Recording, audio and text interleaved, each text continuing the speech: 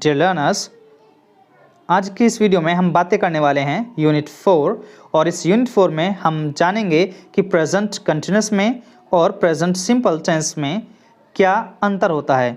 लेकिन ये अंतर पिछली वीडियो से अलग होंगे और इस वीडियो में आप प्रेजेंट कंटिन्यूअस और प्रेजेंट सिंपल के कुछ महत्वपूर्ण जो कि एडवांस पॉइंट्स हैं उनके बारे में सीखेंगे। तो चलिए वीडियो को शुरू करते हैं।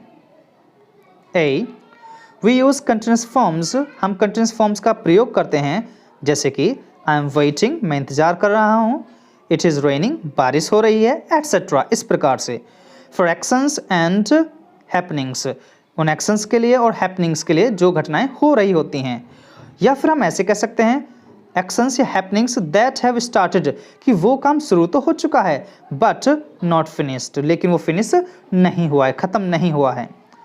सम वर्ब्स, कुछ वर्ब्स फॉर एग्जाम्पल ऐसी होती हैं जैसे कि नो, जानना, लाइक, पसंद करना, are not normally used in this way, मतलब कि इन वर्ब्स का प्रयोग हम ing के साथ नहीं कर सकते हैं या नहीं करते हैं प्रेजेंट कंटिन्यूअस फॉर्म में।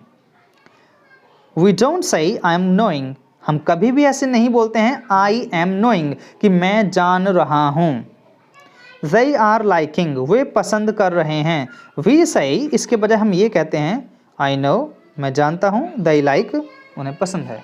The following verbs are not normally used in the present continuous, कि नीचे दी गई जो verbs हैं इनका प्रयोग ज़्यादातर कंडीशन में हम प्रेजेंट कंटिन्यूस में नहीं करते हैं।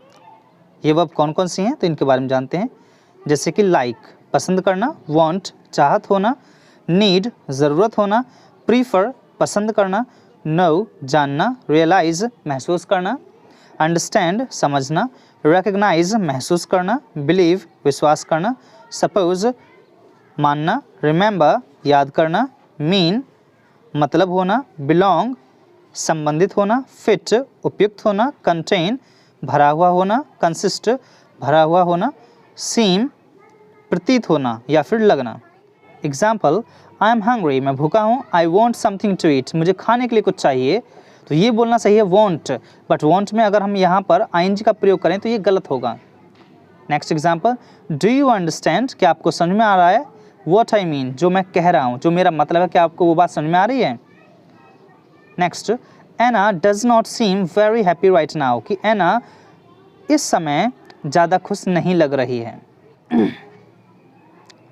बी, थिंक, अब थिंक वर्ब के बारे में कुछ एडवांस बातें जानते हैं। When think means, जब थिंक का मतलब होता है बिलीव, विश्वास करना, या फिर हैव एन ओपिनियन, या फिर आपकी कोई आपकी सोच क्या है, विचार क्या है किसी चीज़ के बारे में। We do not use the continuous form, तो फिर हम इसको ing के साथ यूज़ नहीं करेंगे। जैसे कि I think Mary is Canadian, मुझे लगता है कि मैरी कनेडियन है but I am not sure, लेकिन मैं पक्का विश्वास नहीं है मुझे इस बात पर। सो हम यहाँ पर आई एम थिंकिंग नहीं बोलेंगे, क्योंकि हम सोचने की बात नहीं कर रहे, यहाँ हम अपने विचार प्रकट करें, हम अपने विचारों की बात करें कि भाई मेरे विचार से तो ऐसा हो सकता है। Next, what do you think of my idea, आपको मेरे विचार के बारे में क्या लगता है, आप क्या सोचते हैं, मतलब आपका विचार क्या है इस चीज़ के बारे में। Next, when think means consider, consider होता है सोचना, जब थिंक का मतलब सोचने से होता है तो फिर हम यहाँ पर इसका प्रयोग ing के साथ कर सकते हैं। I am thinking about what happened, मैं सोच रहा हूँ कि क्या हुआ। I often think about it, और मैं ज़्यादातर इस चीज़ के बारे में सोचता भी हूँ।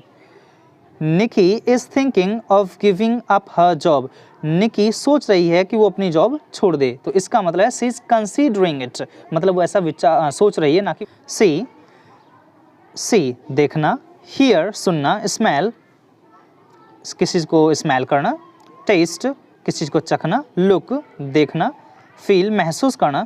We normally use the present simple, हम इन वर्ब्स के साथ में प्रेजेंट सिंपल का प्रयोग करते हैं मोस्टली, ज़्यादातर not continuous form with see, hear, smell और टेस्ट। एग्जाम्पल के लिए, do you see that man over there, कि क्या आप उस इंसान को देख रहे हो, वो जो वहाँ पर खड़ा हुआ है, वहाँ पर जो व्यक्ति है, क्या आप उसको देख रहे हो।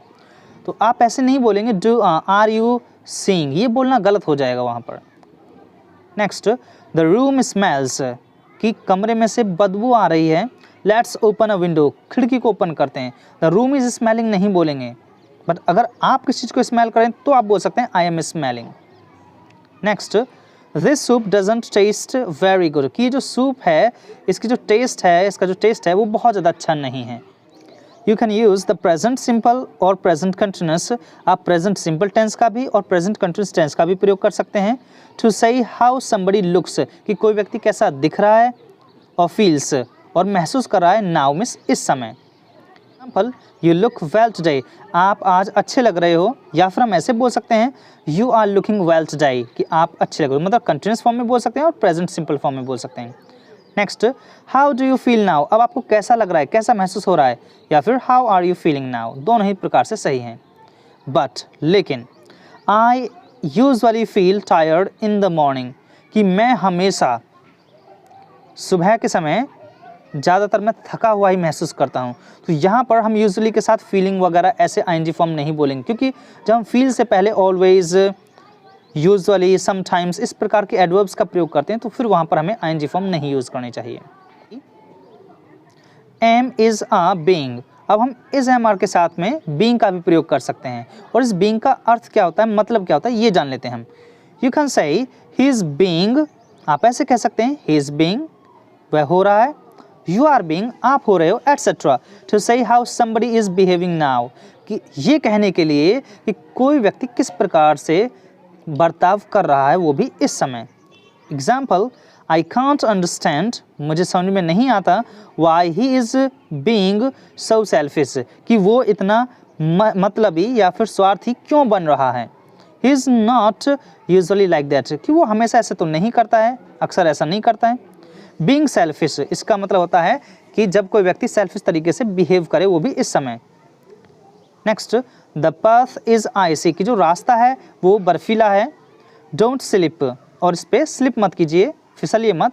Don't worry, I am being very careful, चिंता मत करो, परवाह मत करो, मैं बहुत ज़्यादा सावधानी बरत रहा हूँ या सावधान हो रहा हूँ। कंपेयर, अब तुलना करते हैं इनकी। He never thinks about other people, कि वो कभी दूसरे लोगों के बारे में नहीं सोचता है। ही इज़ वेरी सेल्फिश, वो बहुत ज़्यादा सेल्फिश है। So he is selfish generally, not only now, तो यहाँ हम अभी की बात नहीं करें, यहाँ हम ही इज़ वेरी सेल्फिश, इसका मतलब वो हमेशा ही सेल्फिश होता है। बट जब आप ये बोलते हैं I don't like to take risks, कि मैं ज़्यादा रिस्क लेना या फिर मैं रिस्क लेना पसंद नहीं करता हूँ। I am a very careful person, और मैं बहुत ज़्यादा केयरफुल पर्सन हूँ। बट जब आप ये कहते हैं कि I am being very careful, तो इसका मतलब आप इस समय की बात करें बीइंग का यूज़ करके। ही इज़ वेरी सेल्फिश, आप हमेशा की बात करें, वो हमेशा सेल्फिश ही रहता है। पर जब आप ये बोलते हैं he is being very selfish, तो इसका मतलब वो इस समय ज़्यादा सेल्फिश बन रहा है। We use am is a being to say how a person is behaving, यह बात हमने ऊपर भी बताई है कि हम इनका प्रयोग बीइंग लगा के तब बोलते हैं जब हम किसी व्यक्ति के बिहेवियर के बारे में बात करें। Doing something they can control, और बिहेवियर वो चीज़ होता है जिसको वो कंट्रोल कर सकते हैं इस समय। It is not usually possible in other situations, और ये किसी अन्य सिचुएशन में पॉसिबल नहीं होता है। जैसे कि सैम इज़ इल, तो हम ऐसे नहीं बोल सकते सैम इज़ बीइंग इल, क्योंकि यहाँ कोई बिहेवियर की बात नहीं की जा रही, तो इस प्रकार यहाँ पर बीइंग का प्रयोग नहीं किया जा सकता।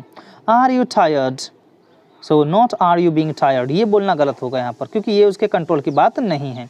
यहाँ केवल बिहेवियर में वही बातें की जाएंगी जो कंट्रोल में होती हैं।